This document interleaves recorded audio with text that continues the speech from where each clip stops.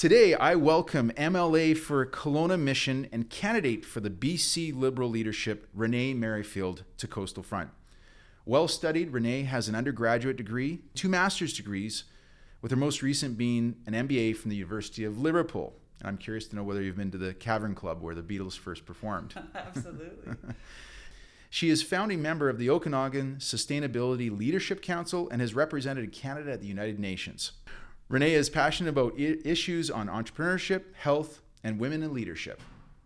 With several accolades to her credit, here are just a few. Women's Executive Network, Top 100 Most Powerful Women in Canada for 3 straight years, Ernst & Young's Pacific Region Entrepreneur of the Year Award in Real Estate in 2015, and Vancouver's Most Influential Woman in Business in 2015. When Renee isn't adding to her already impressive resume, she stands busy as a mother of 5 in a blended household, and now Renee is running for the leadership of the BC Liberal Party. On today's show, we'll discuss the environment, housing affordability, responsible spending, taxes, childcare, healthcare, opioid crisis, and cannabis. Renee, I appreciate coming in to join us today. Thank you so much for having me. Thank you. So before we go into those hot topics, let's let the listeners hear a little bit about yourself. Give you a couple minutes to talk about who is Renee Merrifield, for those who have never heard of your name before. Absolutely. So I hail from the Okanagan. I've lived there for 25 years, and really I moved there just after graduation from my first master's degree and needed a job. It was the 90s. It was a brutal time for our economy, for any of those that were there. And I started a business, first and foremost consulting, which I tried to get whatever contracts I could at the time, but started to really think about what would forming a business look like? What would I want a business to be? How would I want to influence my community? How would I want to contribute to my community? And I didn't want a business to be there one day and gone the next. And so I formulated a business plan that had a certain amount of sustainability embedded into it, and launched.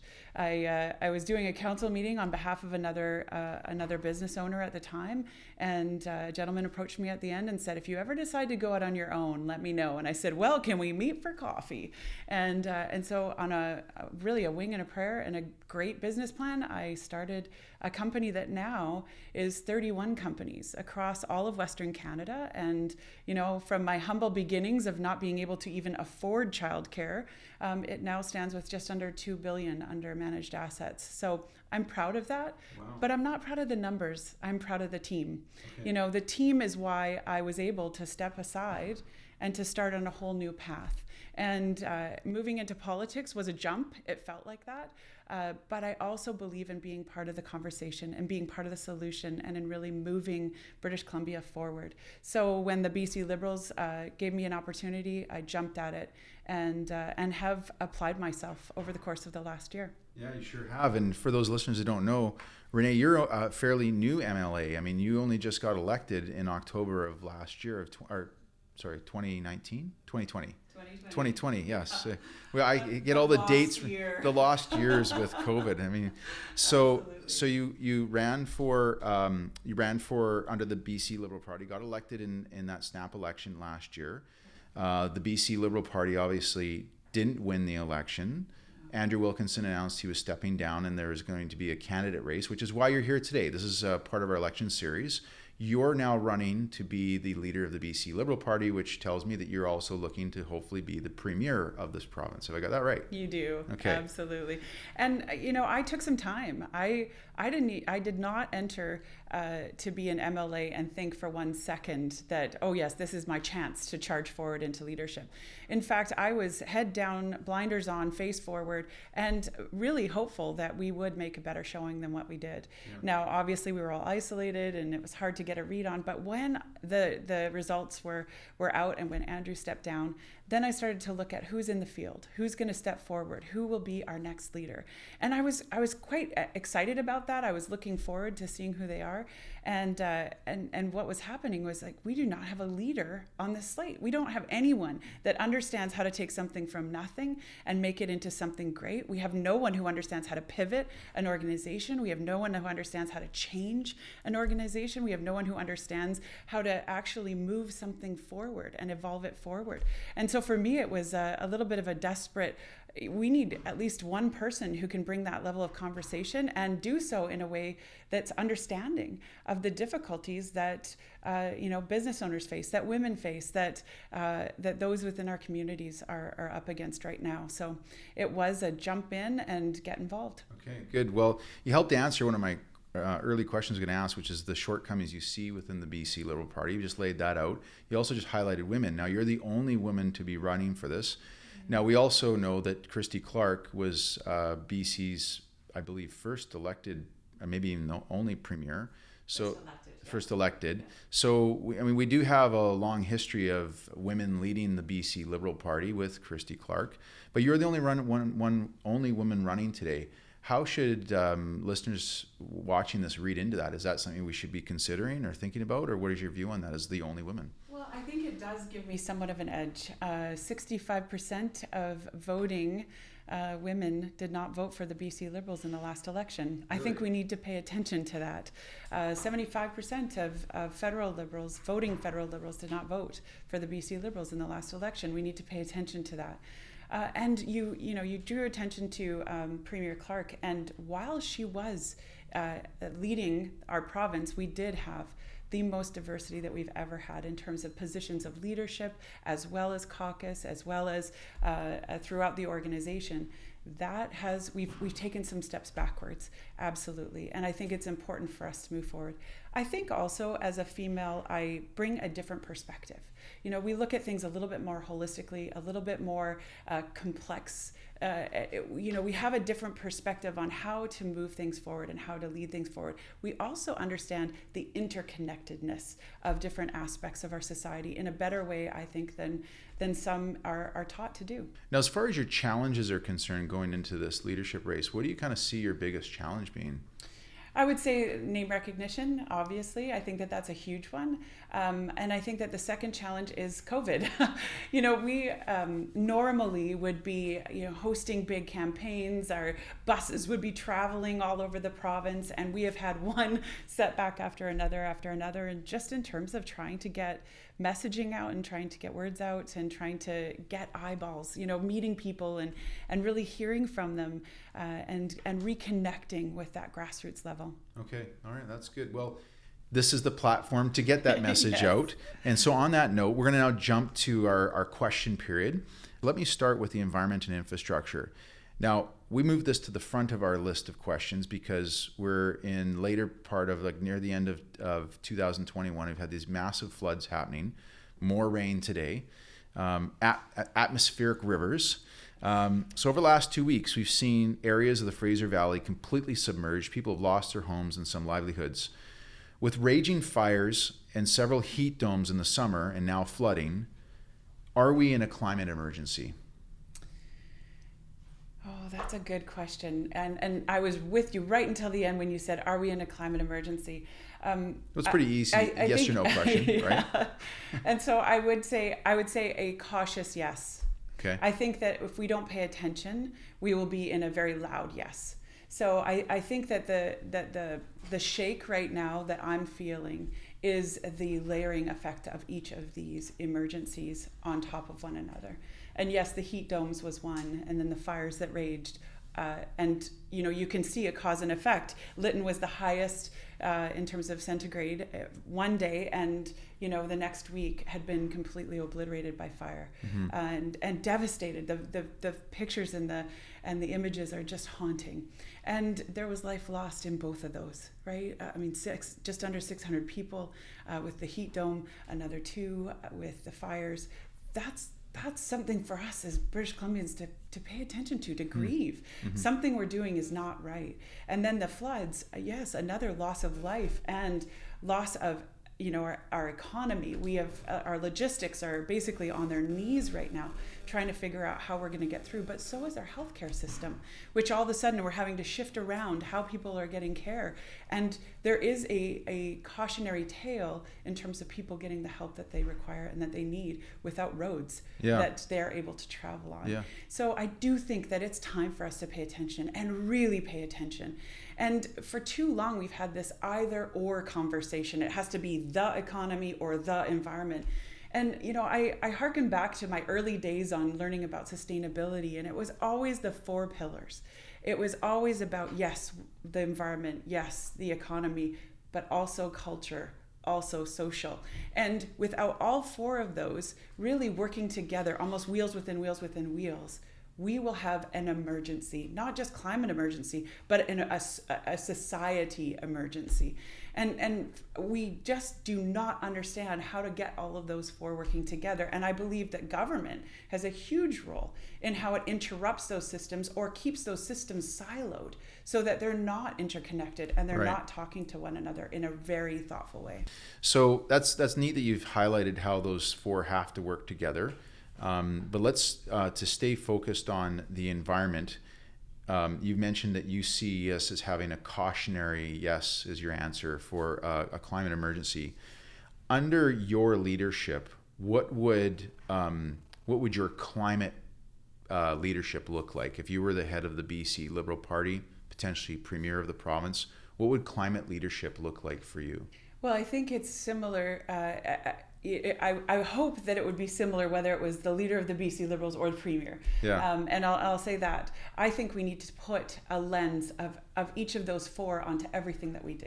Okay. Whether it's a bill on freedom of information, and you saw us do that in the House with bringing attention to the fact of the wildfires. Why would wildfire information not be fully transparent and released preemptively? Right. We need to talk point. through every single piece of legislation that comes forward with those 4 lenses. How does this affect our economy? How does this affect our environment? How does this affect our cultural aspects of our society? And how does this affect us socially? Mm-hmm. And if we can't actually answer those questions, the bill shouldn't be going forward. Right. We should have a comprehensive deep dive look on that. And as opposition, we can be hammering government on those 4 points.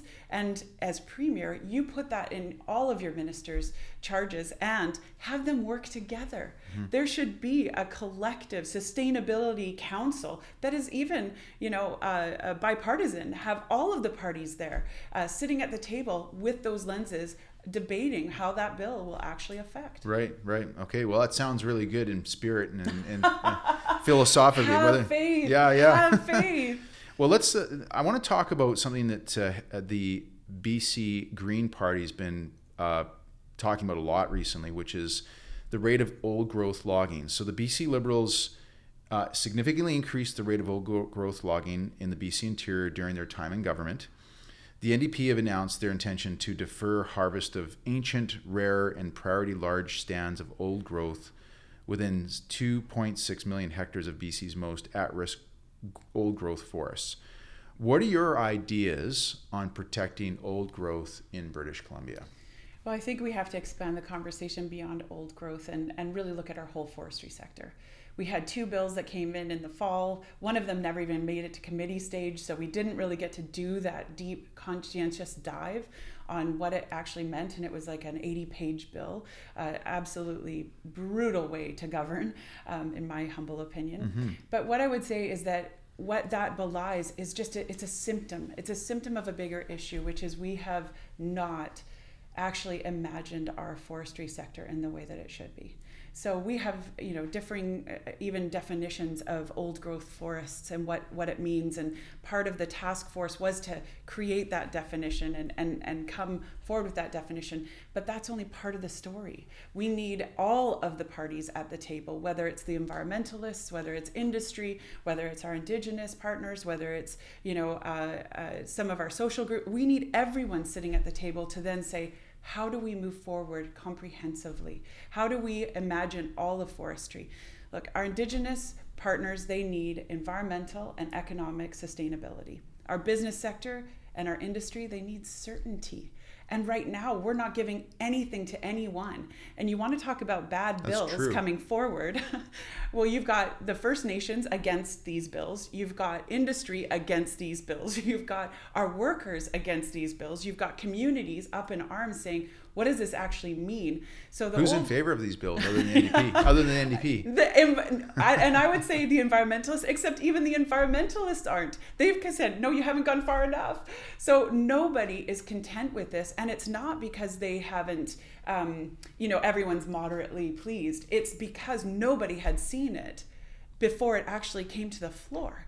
That's not how you introduce a bill of that order of magnitude, which could threaten 18,000 jobs, and literally, we could have some of our cities gone. Right. And it's an impact across BC. It's the north, it's the interior, it's here in the Lower Mainland, it's on the island. So this is something that has sent shockwaves through, and really, it's because it's bad governance.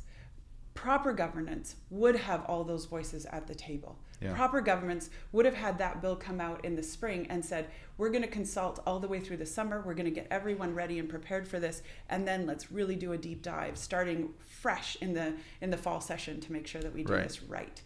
Does forestry need reinvention? Absolutely. Absolutely. Can it be done properly?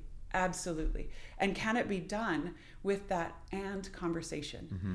Environment, the 4 pillars. Sure. Yeah, absolutely. I like it. Yeah, absolutely can be. Okay, great answer. Let's switch to infrastructure before we go on to our next topic. The Massey Tunnel is now 62 years old and in need of a major facelift or replacement.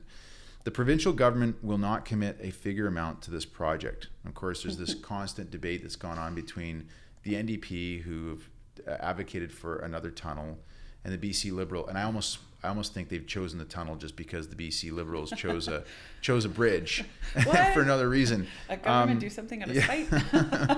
So, in your view, like if you were to have some major influence over this, how would you go about getting this problem fixed? Because I'm sure if you've driven through that tunnel during rush hour, it's a mess. It's a mess, and transportation affects our life affordability, our cost of living. You take, someone who has to wait in traffic for an hour and a half while they go to and from, their job. That's 3 hours of non-productive time in their day. It's, even waiting for transit, a bus that doesn't come, a train that's late, missing that last train out of the downtown core at 6 p.m. Well, now you're out of luck. So I do think that transportation has to be looked at very differently as a function of affordability. And should we be doing another tunnel that really doesn't increase the overall capacity? Absolutely not. That is, from a transportation network idea, is probably the worst thing that you could possibly do. At least with a bridge, you can expand it, you can layer it, you can redo it without having to impact our environment yet again. A tunnel, it's set, it's fixed, which is where we are today, right. Which is why we have such a horrible knothole in that particular area. But the other aspect is all the environmental is done on having a bridge. We could, green light, go. And I would say that if the numbers actually came out and weren't just a blacked piece of page or a blacked out piece of paper, we would actually see that the bridge would cost way less money than doing another tunnel, but not gain us any further transportation network. Okay. So Renee, I also want to speak with you briefly about both Site C Dam and LNG in British Columbia. So let's start with Site C. Let's do Are it. you in favor of it? You're glad we're continuing? You're glad that the BC NDP government continue to move along with getting this thing built? Or do we need it? Is it worth the money that's being spent? What's your thoughts on Site C Dam? Oh, those are all such different questions, but I'll go to this. I am in favor of Site C. Yeah. I wish that it had been done differently. Okay. I think that the NDP, they acknowledged that it was on time and on budget after their year-long investigation, but that year-long investigation absolutely robbed us of the contingency fund that was in place for any incidentals or overruns. So what we now have is a project that is through the roof in costs. The contingency was not actually absorbed because of having issues on the site, but was absorbed because of the time frame it took the NDP to actually do their due diligence. So one-year review really set off like this tailspin of added costs? Absolutely. Interesting. The other aspect is that we introduced the community benefits.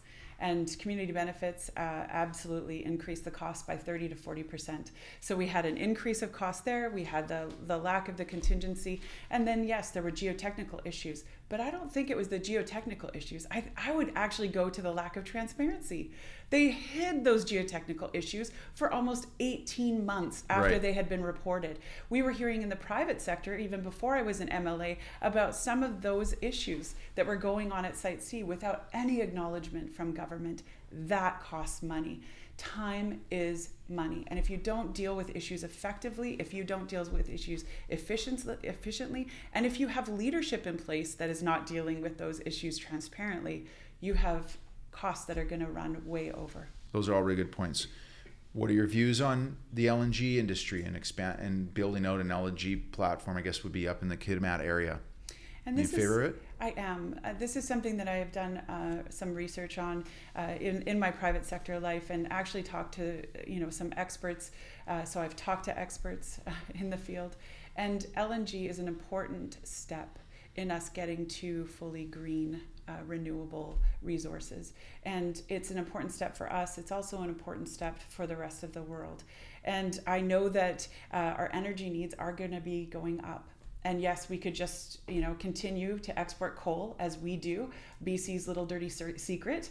We could continue to export our coal, or we could export LNG and actually try to shift the dependency on some of the less environmentally friendly energy sources. It's a good point. I often find it. I mean, I'm very environmentally conscious myself, but I'm also a realist, and I always find it a bit odd how upset certain environmental stewards or environmentalists get over building out an LNG project or program, but they don't even make mention to coal because they don't think they even realize it. They don't even realize how much oil is exported off our shores through the current pipeline or the coal that we export. I mean, you don't have to go very far. Just go to the Tsawwassen Ferry Terminal. You'll see the massive pile there. Absolutely. Right? And it's just like they get so upset about LNG and this new modern, way more environmentally friendly form of fossil fuel use.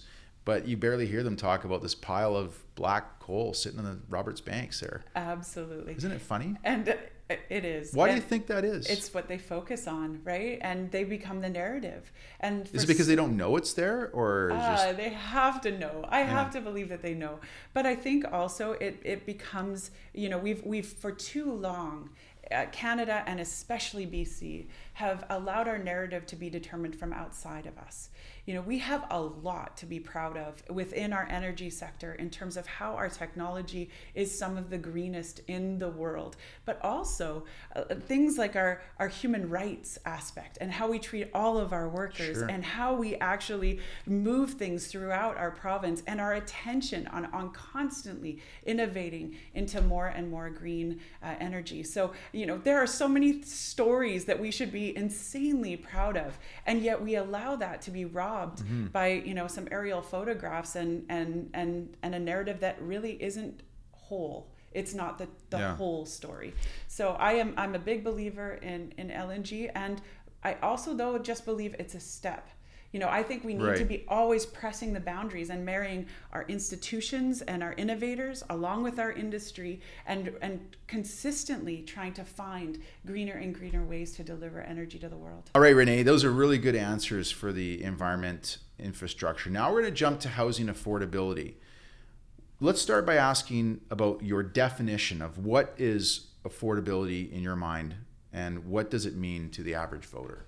So, I have built houses for the last 25 years, but I actually have made it my life's work to try and consistently create more and more affordable choices. So when I look at affordability, I look at what can an average wage earner within our community afford at the appropriate life stage that they are in.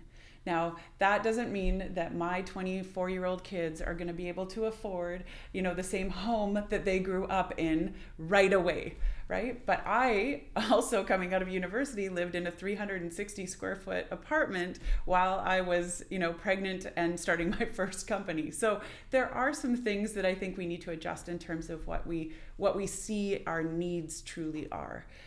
But having said that, the housing affordability has skyrocketed. If you look at any of the metrics that we measure by, whether it's 30% of your income, whether it's how many times your annualized wage it should be, we are so outside of the box that Absolutely. we can't even see the box anymore.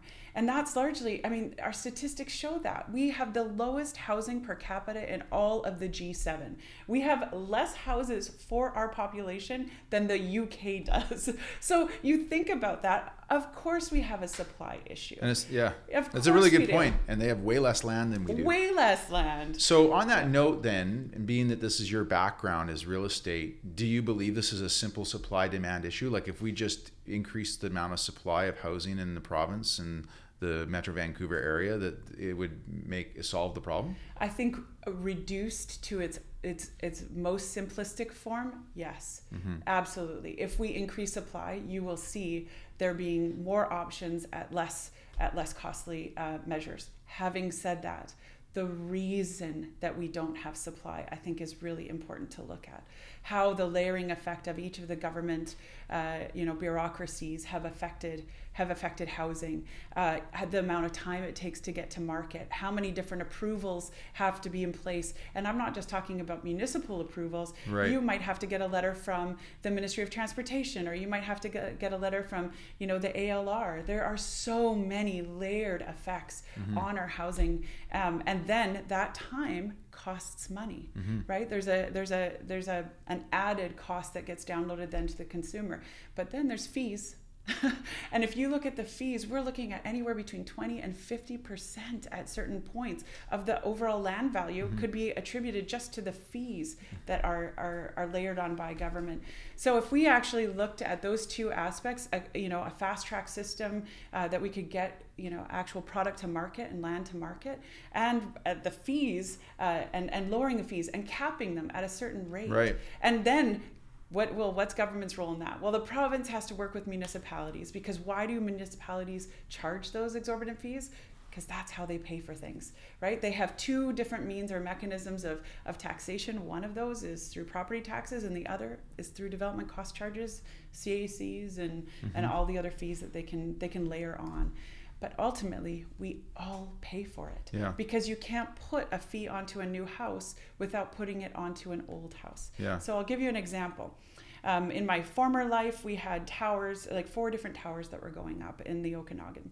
In 2 of them, they were, subject to a certain amount of development cost charges. And the bylaw changed as we were moving into the next 2, adding $7,600 to every single unit for a new parks DCC. Wow. So now we were paying $15,000 just for parks on these new buildings.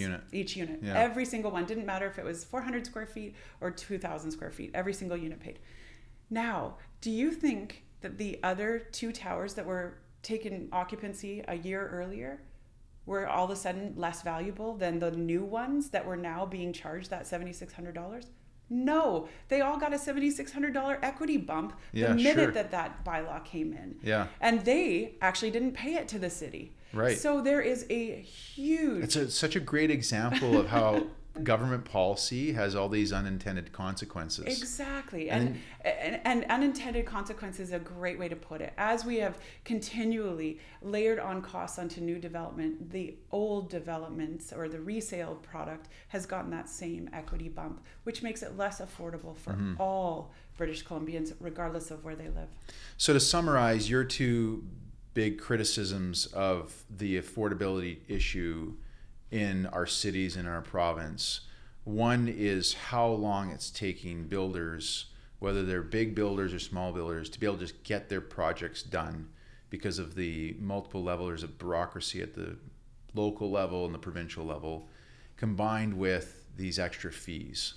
Well, those are just two. Then you look at then you look at, because it is a very complex thing. But yes, how long it takes to get zoning, how long it takes to get a development permit, how long it takes to get a building permit.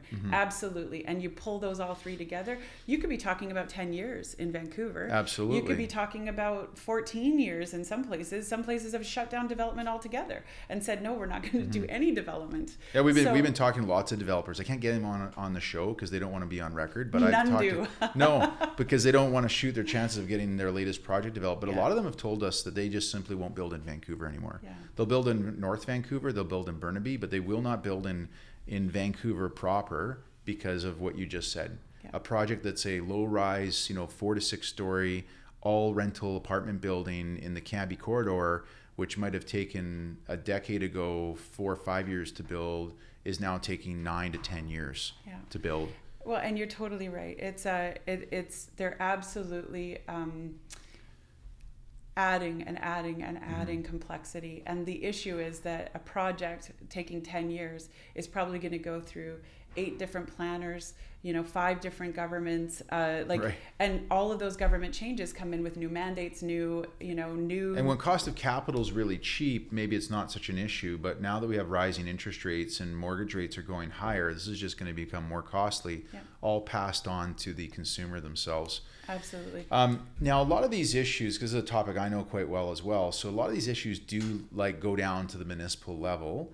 And we did ask this question to your other peers that are competing for the same role. So my question to you is, as the head of the BC Liberal Party and being in a provincial position, how would you get these municipal governments like Vancouver to kind of smarten up? What would you do, because it's kind of out of your jurisdiction? What would you do to help? Because that's where a lot of the developers tell us their biggest issue isn't the province. Maybe the archaeological branch, for example, is an issue. But there is a lot of it is at the municipal level. So how would you, as the head of the BC Liberal Party, try and fix that?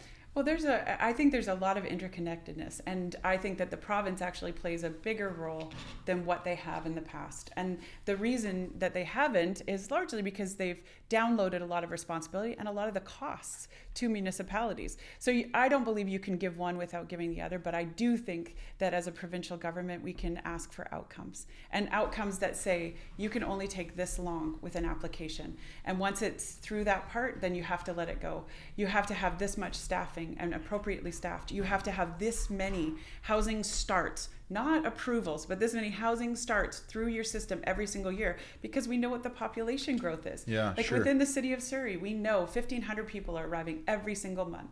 If we were going to put that into how many housing starts do you need to have? Well, probably about yeah, exactly, because you're still catching up. Yeah. So we need to set those expectations and those outcomes, and then come forward with what they need. UBCM has been asking for many years about certainty for large infrastructure projects. Give them that certainty, but say, in order to get this, you need to also come forward with this for our housing sector. Yeah. And almost, it's a carrot, not a stick. It's an agreement and a partnership as to how you move forward. The other aspect that I think has not been well done is regionally planning. Okay. And if you regionally plan and look at where everything is going to be, because the transportation needs to be regionally done, the housing needs to be regionally done, education needs to be, we need regional plans. And to have this siloed effect of all of the different planning exercises that are done within the cities, I think is not going to work long term. And we're seeing the negative effects of it. Okay. So let me ask you some very pointed questions. One is about offshore money, and the second is about foreign ownership. They're kind of tied a little bit. So first question is, how big of an impact do you believe offshore money has had on the affordability crisis, particularly in the Lower Mainland? So statistics would show it's about 3 to 4% of the overall real estate market specific to the Lower Mainland. Okay. That's a very low percentage. Okay. And if we pulled out what those unit types are, you would find that it's going to skew more to a higher end product than competing on the open market for condominium. Lower middle class foreigners don't come to Canada and buy houses. No. Okay. So you don't see the foreign investors that have been buying houses in Vancouver and the Lower Mainland being a material factor in housing affordability? They have made headlines, but usually because it's a $12 million home. Right. Exactly. Right. Yeah. You don't see where it's a condominium, in Burnaby. So on that note, then, would you adopt? Maybe you've already answered this question. Would you adopt the New Zealand model where most foreign ownership is simply banned from acquiring real estate? Justin Trudeau talked about he's going to do this now, ban ownership of foreign ownership of real estate in Canada or BC? I wouldn't. I think that our foreign buyers tax does effectually the same. If you look at the different markets who have put a foreign buyers tax and who hasn't, Toronto and Vancouver or Lower Mainland have both put in, or BC has put in a foreign buyers tax. Our markets saw an immediate decline in those markets. Montreal went skyrocketing. It did. I know. It's amazing, isn't it? It truly is. So I think that we've already had that dampening. So would you get rid of the foreign home buyers tax? No, I wouldn't get rid of it. Would you reduce it? I'm quite content where it is in terms of the 20% at this point. What I would provide for are exemptions.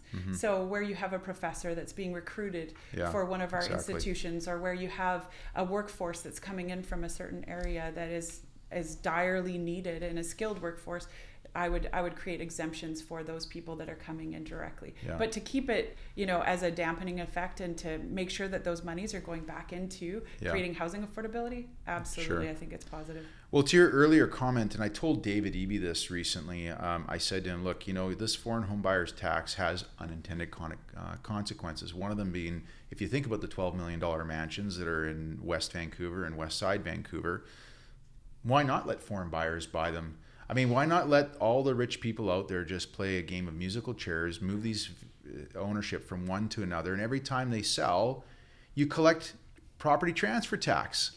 I mean, if you think about it, right, from a mathematical standpoint, if you get more speculation on the highest end of the market, I said, why don't you just make the foreign home buyers tax like something that people can still stomach, and make movement, like actually create speculation with anything above $5 million, because even a $5 million house that goes from 5 million to 8 and then down to 2, it's still not affordable for anybody other than a bunch of rich people. Let them pay all the taxes in the world by moving this around in a game of musical chairs. Yeah. Well, that I like the musical chairs aspect, but I probably wouldn't recommend that. Not because I don't think it's maybe a huge grab, but I just think it's too small of the market. Right. I just don't think it would have the necessary effect. And if you looked at the cost of that tax and looked at the cost of actually managing that tax, like what's the threshold and how much and where, and it would, for the dollars that we would get, it probably would cost us more to actually manage that. But having said that, what I believe and where we should go with that is decreasing the cost of housing and increasing housing affordability. And the NDP have no intention of doing that. You talk about the cash that's coming in, the revenues that are coming in on property transfer tax. You look at the 3-year projection of the NDP government, it's going up, which means housing affordability is not on their radar whatsoever, which is scary, right? They do not have a plan to fix it. And there are, I've given you a very small fraction of what I would see as a holistic housing plan and how we actually tackle housing affordability once and for all. Right. And I won't release all of it though until 2024, but I have had it costed out by some university professors just to prove that I had it ready to go for right now. Good. But there are some other elements that I'm borrowing from other jurisdictions that actually springboard people into the market and give us a housing affordability without relying on government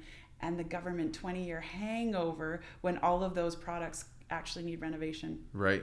Well, I'll tell you what, let's put a rain check on that topic. We can do a whole podcast on it, after this leadership election's over and you've won the leadership race. Done. Okay, let's jump to responsible spending. It's a topic that's really important to me. You asked me earlier why I do this. I do it because I want to make government at all 3 levels accountable for their spending, and I want to force them to be more transparent. First of all, where is the current BC NDP government on with respect to spending? Are they being responsible with their spending? No, they are not. It has been eye-opening over the course of the last year to learn and to see all of the ways that money is being spent without getting anything for the British Columbian taxpayer for it. It's absolutely shocking is the easiest way to put it. And I wish that there were 20 of you out there holding government to account. And, honestly, we should never be afraid of being held to account as government. We should actually welcome it. And right now, that is not being done. There is more and more secrecy, more and more layers to the bureaucracy. We're seeing the government bloat, absolutely take off. I'm getting the, I have another question for you on that topic, and great segue. I ran some research recently because the BC NDP government were touting the fact that the unemployment rate in BC has been going down, and that we were one of the best performing provinces in the country. And then I went into the StatsCan data and I saw that, and I'm from Victoria. I went to high school there and university. So I know that town well, love the town. My whole family's there. But I also know Vancouver really well. I'm like, this is the epicenter of it's like, we're like the Toronto equivalent, but for the province. This is the epicenter of where all the jobs are, okay? There's some great entrepreneurs in Victoria, but look, this is the place where the jobs are generally being created. Yet Victoria has a lower unemployment rate than Vancouver. And you got to ask yourself why. So I started running the math, and we actually reached out to the province and said, okay, how many new public service jobs have been created by the provincial government since the beginning of 2020? And I don't remember the number it was, but I think it was like in the 40 to 60,000 range. Like, it was a crazy number. Yeah, I think it's about 48,000. But by 2017, that number is actually over the 100,000 mark. Yeah, 2017. Since 2017. Since 2017, that number is over 100,000. And so I ran the math and I was like, well, this kind of skews the unemployment rate by just creating more government jobs. Yeah. So as far as the BC public service payroll, would you support an audit of that activity? Absolutely. We need a full core review. Absolutely. We need to dig. We need to look at what everyone's doing and what the job is and what are the outcomes. What are the deliverables? Right. Like in business, you don't add to your head count without understanding exactly what they are going to be doing and how they are going to be contributing to the overall outcomes of your productivity. Right now, I do not see that. They're not adding more frontline. They're not adding more people on the ground. They're not adding those that actually influence, which is why we're not getting better service when we go into the So where are these jobs being created then? They're all on the executive level. They're all in the management levels. It is truly the biggest. I mean, bloat is the best word I can say. Like there are more executive roles that are being created than I would argue than ever before. The problem with this too is that it's very costly once you've hired on, government bureaucrats, because they're generally, a lot of them are union jobs, and they're like great deal of job protection, and then to make cuts there is very costly. And there's also pensions that are pension obligations that come later on. Okay. Would the BC Liberals get back to balancing the budget, or is generational debt a new reality for us? I think we have to eventually get back there. I think that no government can survive by just taking on more and more and more debt. Having said that, there is a certain amount of debt that it's like, in business, are you going into debt for things that are going to make you money later on, or are you going into debt operationally? We just talked about the number of jobs that the NDP have increased the government spend by. That's $10 billion a year that we're not getting anything more for. Right. So that is bad debt to take on. That is debt that you don't want. Whereas if you're taking on debt for a road, for a bridge, for to get for a rail line, to actually get goods to market, to get people to where they need to be, that type of debt is actually stimulating your economic growth, which ends up making you money. So it's what are you spending on and why? Yeah. And this government doesn't seem to get that at all. And in fact, criticized the last government, BC Liberals, for what it was doing along those lines. We were spending to increase the amount of infrastructure, because if we don't keep people healthy in hospitals, we're not going to have a labor force that's ready and available for our economy. So if you look at, again, if we go back to those wheels of interconnectivity, you need a strong economy to have strong social systems, to make sure that culturally you're firing on all the cylinders and relevant, to make sure you're taking care of your environment, which then takes care of your economy. Yeah, it's all a connected circle. It's a really good point. Yeah, absolutely. Well, on this similar theme of responsible spending, let's spend a minute talking about taxes. We need significant policy changes if we want to attract new tech companies and encourage entrepreneurship. Currently, the business tax jumps from 2% to 12% once a company's revenues, not profits, revenues reach $500,000 a year. What are your ideas on creating more investment in BC in the tech sector and by entrepreneurs? Well, right now we're telling all of our entrepreneurs, all of our innovators, all of our tech sector, we're closed for business. We really don't want you here. You're talking about a highly mobile group of individuals who can go anywhere to start their companies. But my fear is that it doesn't just end there with the taxation that they've had. I was talking with a manufacturing company this summer that's based in Vancouver, 1,000 jobs, and they're moving. They're moving to Alberta. And when I was, went out to meet with the business owners and convinced them to stay, they just said, we're dying of death of 1,000 cuts, and each one gets deeper. We cannot afford to lose those manufacturing jobs any more than we can afford to lose those tech jobs or those jobs that our young entrepreneurs are actually bringing forward, or old entrepreneurs. Yeah. I'm not ageist. So I think we need a whole different environment for business to live in, and that requires government getting out of the way, less bureaucracy, less taxation, and really stimulating them, and then putting in place what they need to get their goods to market, putting in place what they need to make sure that they're operating at a cost environment that allows them to reinvest, that allows them to employ people, that allows them to grow their businesses. And right now it's just not there. Okay. Well, one of those, that's a good answer. One of those items, Renee, is the MSP premiums that were scrapped by the BC NDP in exchange for the employer health tax. If you were in a role as premier of this province, leader of the BC Liberal Party, would you bring back the MSP premiums and get rid of the employer health tax?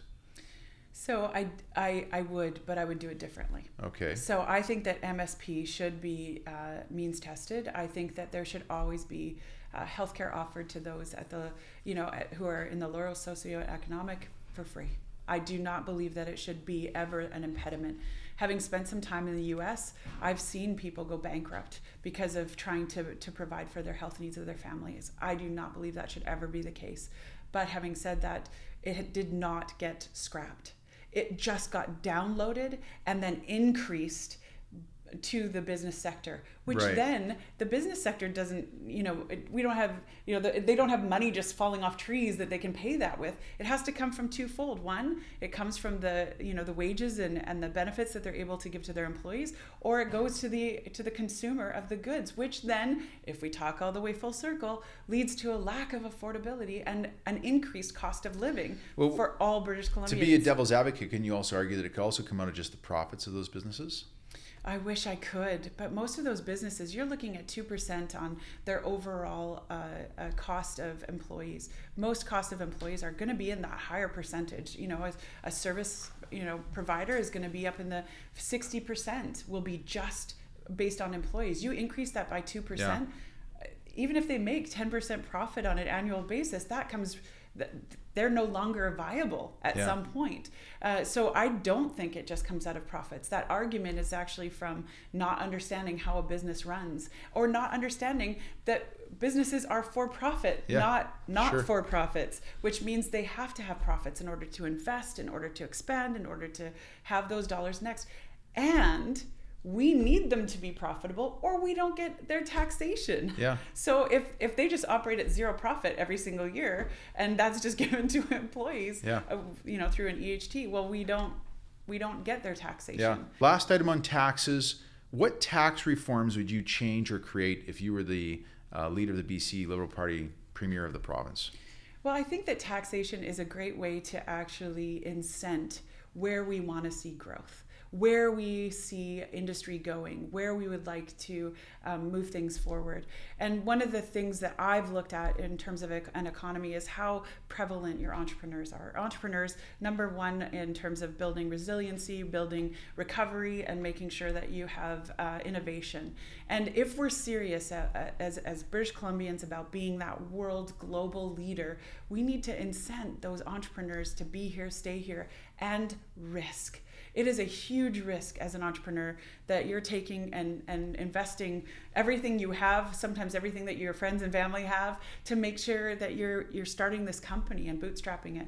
And so I think that that's a great way to put some tax incentives or tax reform in. Where else would I? I think that our whole personal taxation has to be changed. There's great studies out of the University of Calgary that show exactly where that threshold is, where you can tax and where you get the benefit of the tax, and where if you go above it, those people either leave or they create their own strategies around it. I think we need to optimize taxation to make sure that we're benefiting the most that we can as British Columbians, but that we're not actually scaring people away or scaring businesses away. And right now we've superseded that. We've gone above that threshold at this point, and we've become less competitive as a result.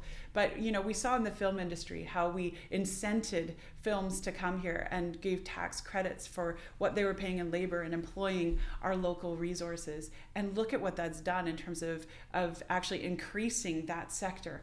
I think taxation is a great way for a provincial and federal government to really look at, where do we want to see growth? Let's make sure it happens, and let's make sure that we do this right. The other thing is, we're competing around the world with that happening already. Yeah. That's why forestry companies are going down south. That's why we're seeing, some of our tech sector go in other places, because they're being incented to do so. Mm-hmm. And I think that if we want to be competitive, we have to look at what they're doing and hopefully do the same. I believe that, having met with many leaders in the business community, that you don't have to be the most tax competitive environment to keep these businesses. You just have to be fair. Yeah. I've never met any of these CEOs who say, well, if we're not in the lowest tax jurisdiction, we're moving our business. It's more like, I just don't want to be paying more than absolutely everybody else by like a country mile. Yeah. And as you said earlier, I think that as a business owner, I was always happy when I paid taxes, because it meant like I'm profitable. Yeah. But when I'm paying taxes and I'm not seeing the same reciprocation from my government, or seeing the same level of investment in what I need to continue growth, etc., I think that's also a huge factor when it comes to business retention. Okay, we're going to jump to childcare, Renee. Okay, let's do it. You've got 5 children in their 20s. Okay, yeah. So childcare is a big focus for BC. And fellow candidate of yours, Gavin Dew, his wife, I think, runs a childcare center. So she does. Erin is fierce. I love her. So together, the province and the federal governments have announced plans to work together to achieve $10 per day childcare before 2027. So I have 2 questions here. One is this achievable, or are politicians selling a pipe dream? And number 2, under your leadership, how would the BC Liberals do things differently? So your first question is it achievable? And yes, I believe 100% it is achievable, especially because the federal government is coming in with help as well. It would be very difficult for a provincial government to do it on their own. And we saw that with Quebec. It was very difficult for them to actually achieve their $10 a day daycare. I would also argue they haven't. As much as they claim to have done that in terms of universal daycare, they haven't been able to do it. And the private sector in Quebec. Okay. And the private sector is still there and really filling in the gaps of this public system.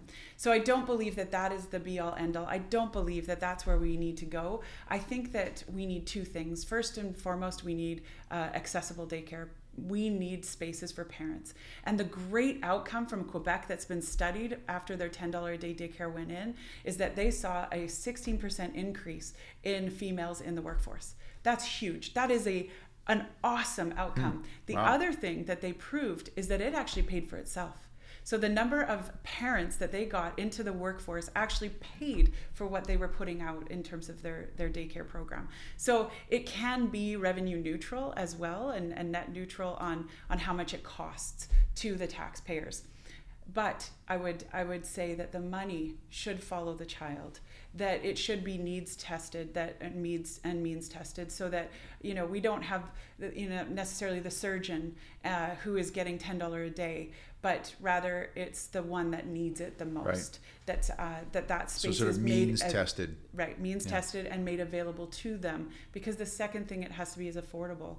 I, as someone who struggled and someone who often, there were years that I spent more on my childcare than I made in a year, and that's hard. That's hard to do.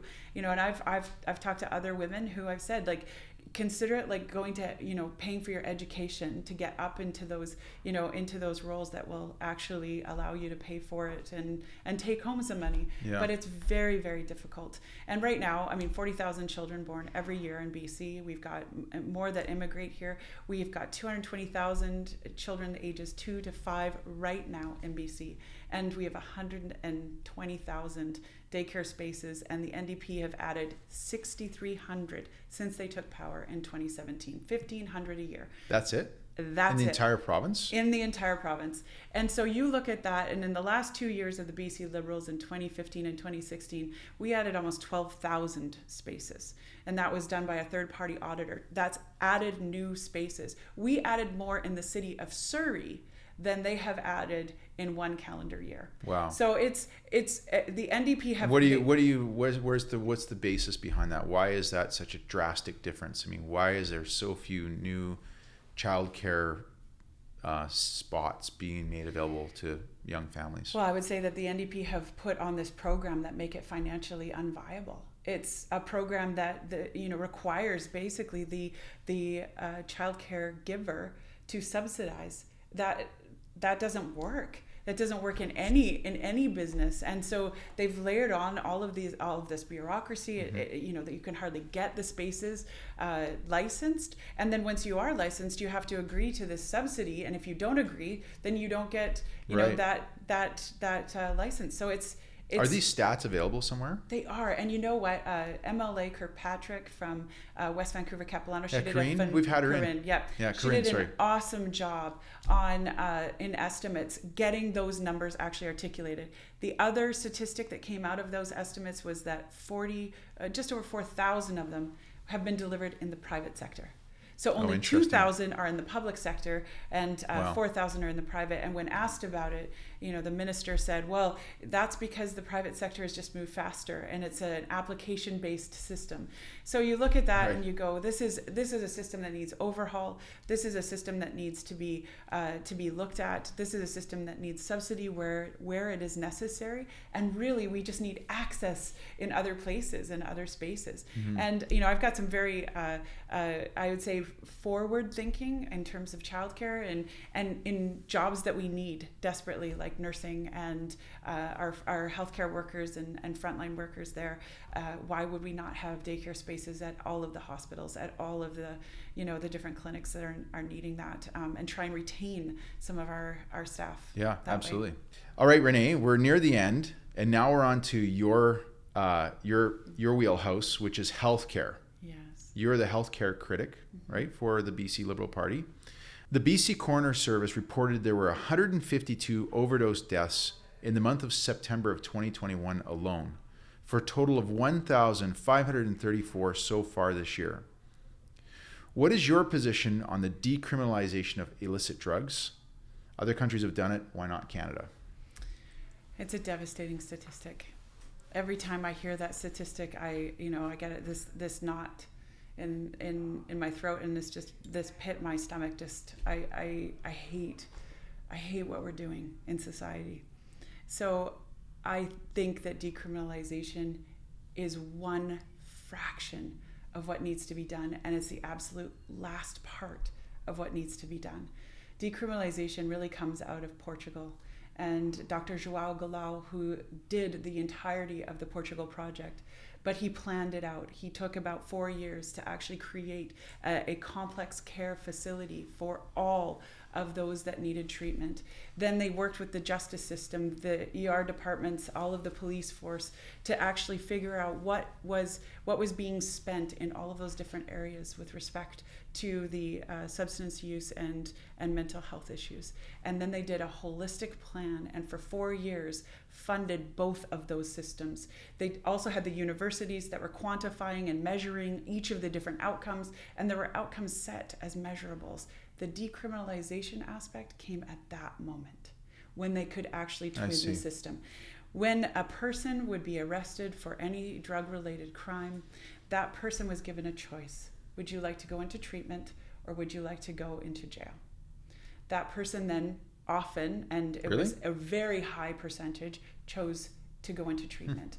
They had a treatment bed ready for that person, but not just treatment and then sent back out onto the street. It was treatment, it was retraining, it was understanding all of the psychological aspects. They had everything from physiotherapy to psychologists to psychiatrists to occupational therapists to a full breadth of care. What would be defined as wraparound services? 100%. Okay. But then even into training opportunities, back into the workforce, government supported jobs that they could actually maintain and do, but always with housing attached to it in the most that they could to do or afford. When was this rolled out in Portugal, roughly? It started in the early 2000s. And what's the result been?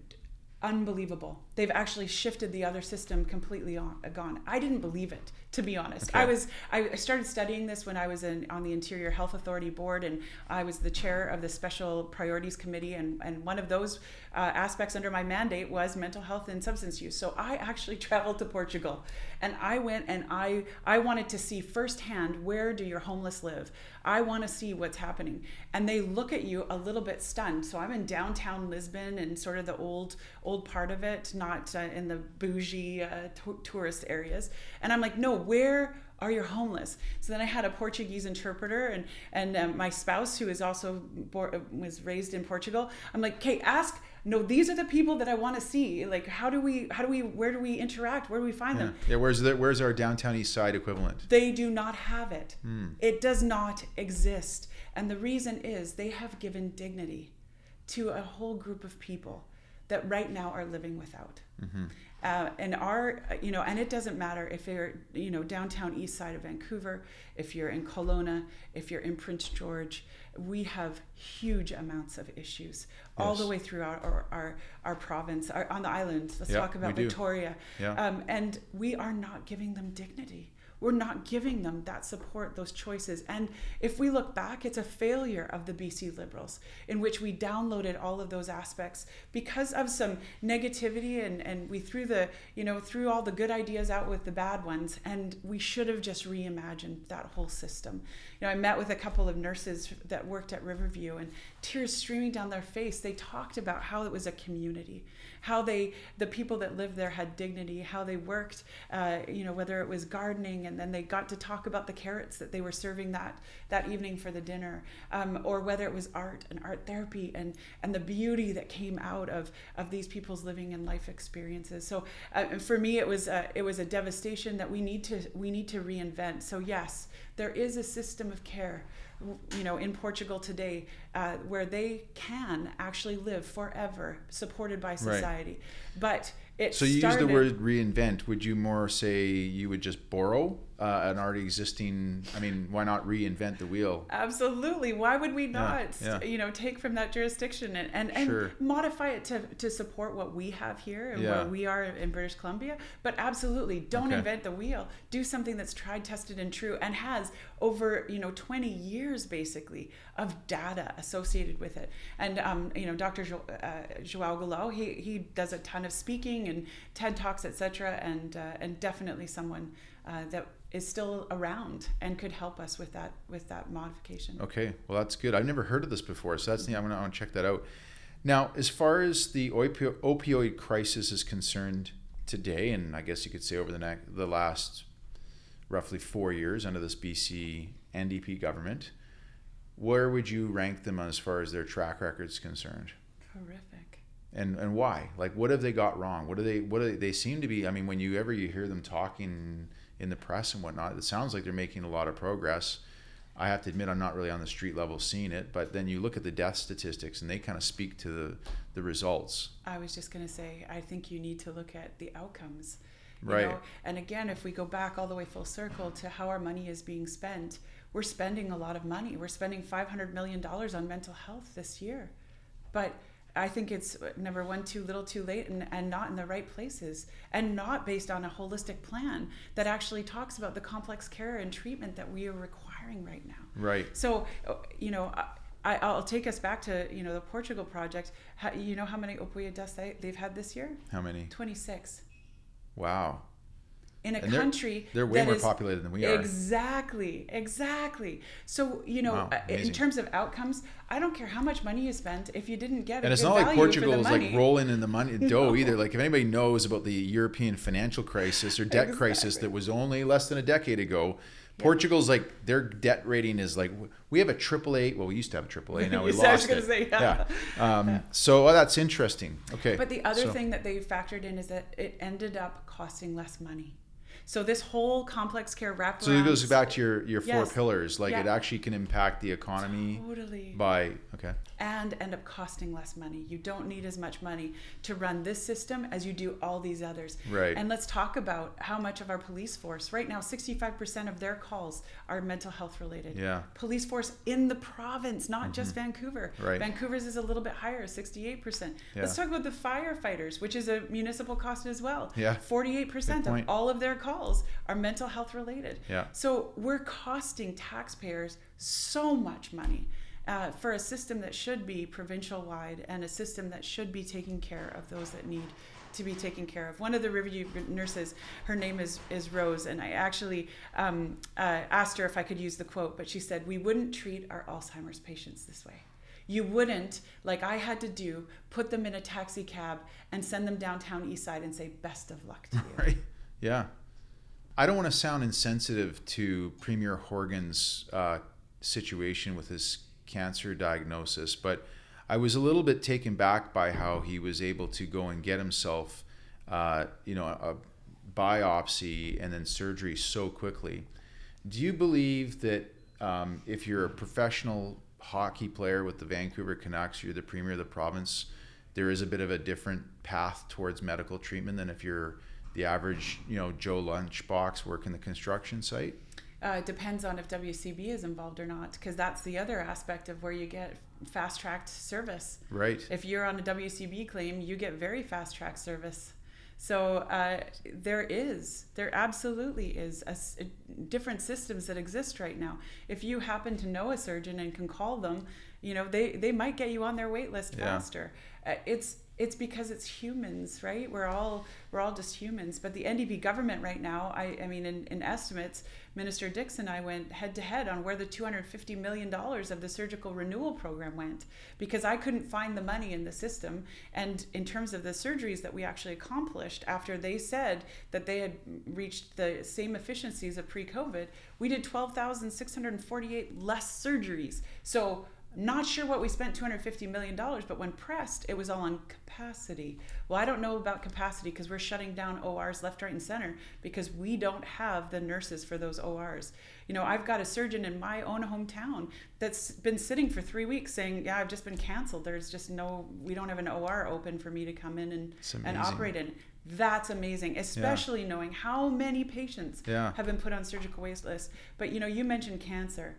Our cancer outcomes over the course of the last 4 years have gotten worse. We have slid down onto last place of last place, and we continue to slide. We shut down the surgical oncology ward of Surrey Memorial Hospital. We're going to wait until 2028 for a new cancer center to be built. Like, our resourcing, our staffing, the amount that oncologists are working right now is absolutely unacceptable. And if I could, I hope that I'm sounding the alarm bell, because when I actually started delving into some of these statistics, I was irate. The number of unattached patients, surgical wait times, cancer care outcomes. We should be so upset with how we are being treated as Canadians and how we're being treated as British Columbians. So what would you do to fix this, Renee? Like, where would you start? What would you? You're the head of the BC Liberal Party. You've just been elected premier. what's one of the first things you would do to fix the healthcare system in BC? Well, I've already been amassing a group of individuals who have a tremendous amount of vision for where our healthcare system could go and how it needs to be reinvented. I also took this little task force together and said, okay, what's the number one thing you need to really get more patients treated? And I said, is it money? And it was like, no, do not give us more money. And I was kind of surprised by the reaction of this one surgeon in particular. And so he gave me this example. He said, there's a UBC study out that was done on 2 surgeons. One extubated their patients at exactly the medically appropriate time. The other extubated their patients based on convenience. In 1 calendar year, the surgeon that extubated their patient when it was medically necessary saved one hospital $4.3 million 1 year. Wow. But it's not just about saving money. That surgeon, they tracked his outcomes. So they tracked readmission, they tracked infection, they tracked how fast of a recovery those patients made, and on all counts, it was superior to the one that did it based on convenience. So you tell me, if we can change one thing and save $4.3 million, you don't think we can find 100 of those things within the system? Absolutely. Yeah. But it's because we're talking to the wrong people. We're talking to executives that are at high level jobs that sit in a desk all the time. You know who wasn't consulted about the surgical renewal program? The doctors? Doctors. You know who else wasn't? The nurses. You know who else wasn't? The anesthesiologists. You know when they found out? 30 minutes before the press release. So if you want to reinvent the system, you go and you talk to the people that are delivering. On the ground, doing the delivery. Yeah. Absolutely. Okay. Good answer. So reinvention, and we can do it for less money, but the first thing I would fix is outcomes. It has to be outcomes based. Okay, Renee, to wrap this up, I want to talk about cannabis. Okay. Cannabis has been legal in Canada now since 2018, but British Columbians have taken an interpretive stance on what legalization means. What I mean by that is there are people who consume cannabis through the means of a legal, regulated store, and then there's everybody else. And if you look at the industry, it's heavily weighted still to the unregulated, illegal market, of which much of it is financed or helping finance criminal organizations.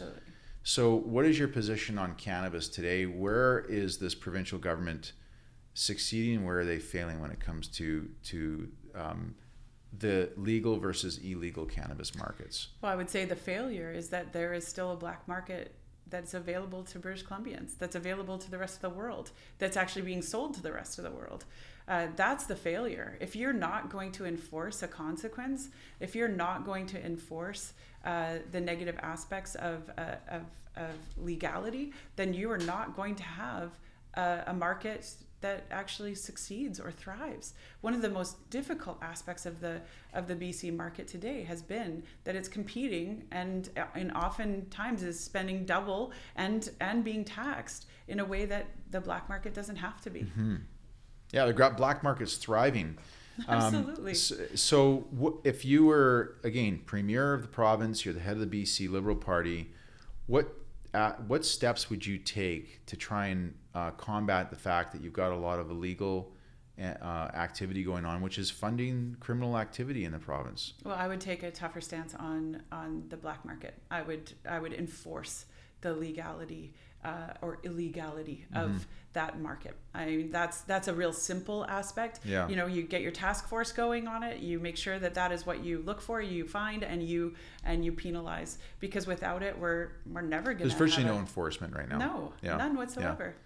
None whatsoever. Yeah. And in doing so, or in that way, our BC companies will go other places. Yeah. Right? They have to in order to survive. Yeah. So, and you know, I said that there was no taxation for the black market. There is. It just goes to criminals rather than to taxpayers. Yeah. Okay, Renee. Last part of this podcast is your opportunity to speak to the listeners. So, why don't you let the listeners hear your pitch and how they might be able to get involved if they like what they hear? Absolutely. We can't go backwards. If we go backwards, we're doomed to repeat the same mistakes that we've made, as well as we will become irrelevant. We can't go sideways, because if we go sideways, we're simply, picking probably a safe choice, but not one that's going to win. The only way we can go is forward. And in order to go forward, we need to choose a leader that is different, that doesn't look like all the others, that doesn't talk like all the others, and that British Columbians will pay attention to because they're saying something different. I truly believe that I am that candidate. I'm the one that doesn't sound like everyone else. I'm the only one who is a mother. I'm the only one who has the wealth of business experience that I actually do. And not just business experience, business success. Because I would argue that not all experience is actually good. Some of it can be very bad. And some of it you can be, carrying a lot of baggage with. But for me, I have a tremendous amount of success and was doing a lot of grassroots work when others were not. So I believe that I am a choice forward, and I am a choice where even you were like, well, Renee, you can't really do that.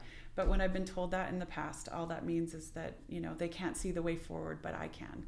So I am determined, and good. I think that there's a clear way for us to get to victory for 2024. And if people want to get involved with your campaign or helping you become elected as the BC Liberal leader, what do they do? Well, go on to reneemerrifield.ca, so ReneeMerrifield.ca, and click info, and it will get to my campaign manager or myself. So absolutely, we love to get you involved. If you want to hear more, if you want to talk to me, if you want to write me an email, if you want to become a member, if you want to donate, all of that is available to you on there.